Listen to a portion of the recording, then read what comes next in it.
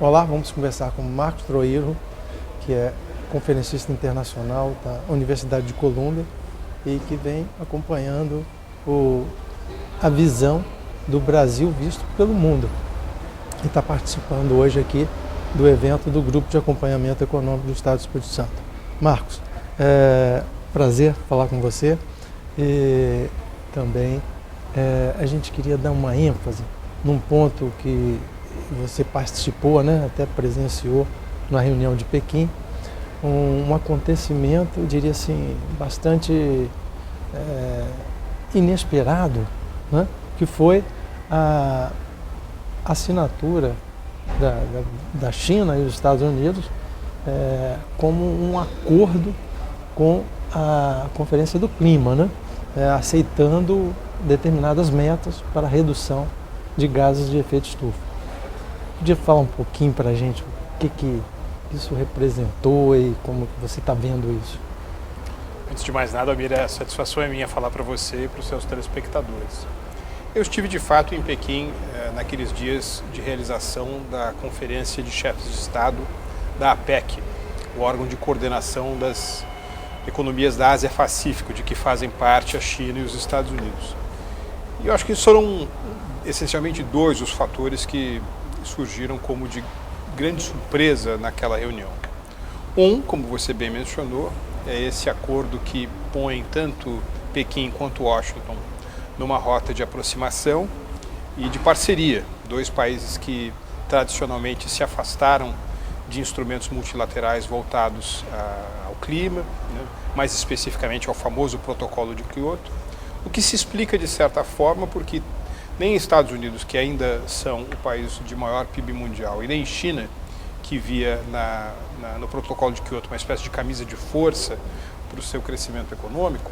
Os maiores produtores, né, de gases de efeito estufa. Né? Os dois maiores produtores de gases de efeito estufa. Quer dizer, hoje combinados, o produto interno bruto de China e dos Estados Unidos, né, são da ordem de 25 trilhões de dólares, praticamente um terço do PIB mundial. Então, nós estamos falando aí de dois gigantescos atores econômicos, dois gigantescos atores industriais que estavam à margem dessas discussões por opção própria.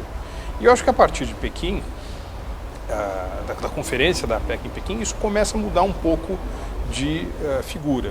Não apenas porque, de repente, houve uma grande conscientização, né, por parte das elites dirigentes desses dois países, mas sobretudo porque é algo que diz respeito ao seu próprio interesse.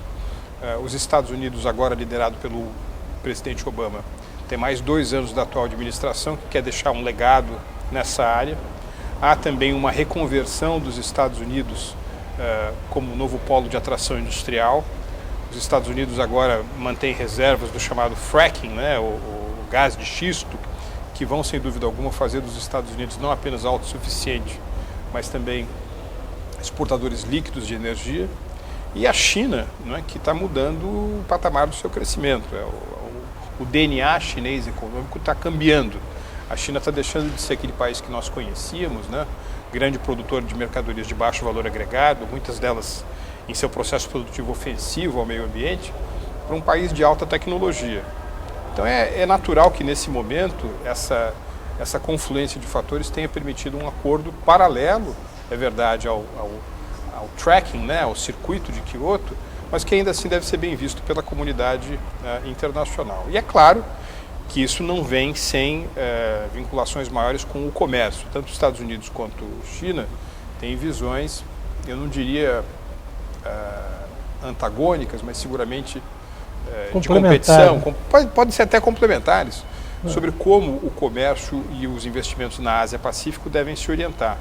Os Estados Unidos, durante a presidência Obama, lançaram a chamada Parceria de Comércio e Investimento do Pacífico, e agora os chineses em Pequim lançaram o que eles chamam de ALCAP, Área de Livre Comércio da Ásia-Pacífico. Então são dois projetos aí, um que inclui a China, o outro não, e que vão também, em grande medida, definir a geografia política, econômica e ambiental dessa que é a região hoje mais dinâmica da economia global.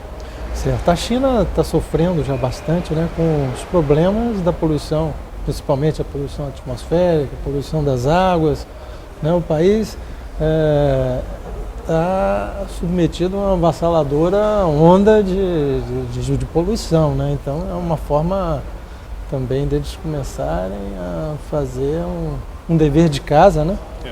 Para fazer um controle melhor das suas emissões, né? E eu acho também, Almir, que isso acaba criando, é curioso, né? Mas a reconversão do modelo econômico chinês acaba criando também boas oportunidades de negócio também para a China.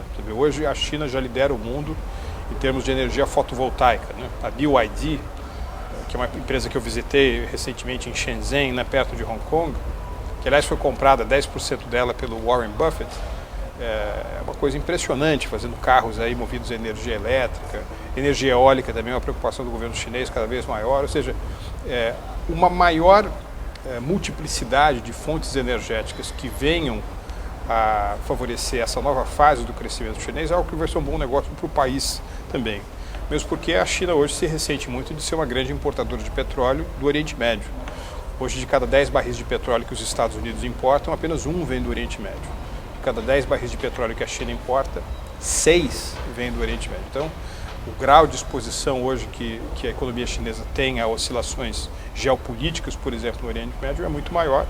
E ela, obviamente, quer incentivar a estrategicamente mudança, também, estrategicamente do seu modelo de energético, que vai continuar, sim, a rodar uma economia de 10 trilhões de dólares e que muito provavelmente vai crescer acima de 6,5% por ano para os próximos 10 anos. Marcos, e o protocolo de Kyoto ganha um fôlego com isso, não? Ele pode ganhar fôlego no sentido de que praticamente 70% dos seus dispositivos estarão presentes nesse entendimento entre Pequim e Washington. Reforça uma tendência hoje das relações internacionais que não necessariamente ficar presa à agenda da ONU, né? Ou a agenda multilateral no certo sentido, né? Os países estão se reorganizando em termos de comércio a partir de outras combinações que não apenas aquelas organizadas debaixo do guarda-chuva da OMC. E do ponto de vista do meio ambiente, do ponto de vista econômico, isso também é verdade, ou seja, não necessariamente algo gerado a partir da matriz de conferências da ONU é aquilo que as grandes nações do mundo vão acomodar. Mas do ponto de vista conteúdo, sem dúvida, quer dizer, houve uma absorção muito grande no teor daquilo que foi acordado entre China e Estados Unidos a partir dessas discussões aí que Kyoto já consagrou para uma série de países, inclusive para o Brasil. Certo. Por último, eu só queria te fazer uma pergunta. Como o Brasil está sendo visto lá fora hoje, depois de tantas transformações, alguns tumultos, é uma eleição dividida e agora problemas de corrupção na maior empresa estatal do Brasil? Veja, Almir, há 12 anos, naquele período que antecedeu a tomada de posse do presidente Lula, momento em que o Partido dos Trabalhadores foi eleito, havia no mundo uma espécie de Brasilfobia. Todo mundo achava que o Brasil podia passar por um problema de dívida, de quebra, né, de pagamento de sua dívida soberana, semelhante ao que a Argentina tinha experimentado um pouco antes. Um grande medo em relação ao Brasil, o dólar foi praticamente a R$4. E se você pega uma máquina do tempo e vai para 2010, 2011, quando o Brasil estava crescendo 7,5% ao ano, aí havia no mundo uma Brasil-mania, né? Toda a ideia de que o país tinha todas as condições de superar os seus problemas, que seria rapidamente uma das 5 maiores economias do mundo. Hoje eu diria que existe uma espécie de Brasil-decepção, com o fato de que a economia brasileira tem subperformado nesses últimos 4 anos, né? Um crescimento médio inferior ao de 2%. A ideia também de que o Brasil não aplica uma visão estratégica para onde quer chegar no mundo, não tem um plano, não tem um plano de voo, né, para a sua decolagem. E, por outro lado, esses problemas que nós imaginávamos que já estariam minimizados, né, sobretudo em grandes corporações com títulos negociados em bolsa, como é o caso da Petrobras, e que, sem dúvida alguma, está afetando a imagem não apenas da empresa, mas do Brasil no exterior. Mas eu vejo nisso também, Almir, uma espécie de processo de purificação, sabe? Eu acho que esse problema com a Petrobras pode ser visto no futuro como um divisor de águas de uma fase em que a empresa se torna menos parecida com uma divisão do governo central em Brasília e mais parecida com o que ela deve ser, que é uma empresa que remunera seus acionistas, que gera benefícios energéticos para o povo brasileiro. De modo que eu acho que governança corporativa, compliance, transparência, relação com investidores, tudo isso deve melhorar nos próximos anos e, afinal de contas, pode ser considerado no futuro uma espécie de flor de lodo, né, que emerge disso que embaraça tanto os brasileiros. Talvez até uma quebra importante de alguns paradigmas, tanto de uma posição política quanto de outra. Quer dizer, nós tivemos aqui um momento em que se falava que era privatismo, né, e que se privatizou as empresas estatais, que hoje estão dando lucro, e por um outro lado, estatais estão dando problemas. Quer dizer, parece que uma vida entre essas duas formas de organização empresarial. O fato é que, por conta de um discurso nacionalista do passado, de acordo com velhas ideias de soberania sobre recursos naturais, o Brasil se enredou, acabou se colocando numa própria armadilha, não é? Que apenas reproduz e aumenta práticas de clientelismo, de ingerência política nos negócios, de compadrio, de informalidade.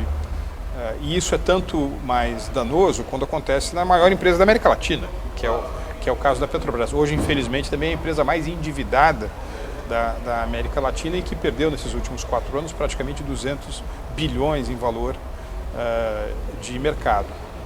Mas as perspectivas também estão aí, quer dizer, a Petrobras tem uma série de ativos importantes, tem uma parte tecnológica muito boa, é uma das empresas mais inovadoras, que mais registra patentes no nosso país. Tem ainda saúde para superar, né?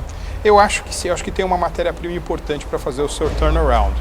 É muito mais uma questão de vontade política e capacidade administrativa do que um problema, digamos assim, fundamental no coração da empresa, né? Eu acho sim que a Petrobras vai acabar saindo mais forte disso tudo. Ok, Marcos, muito obrigado pelas suas informações importantes que nos dá aqui na TV Ambiental. Eu que agradeço a oportunidade.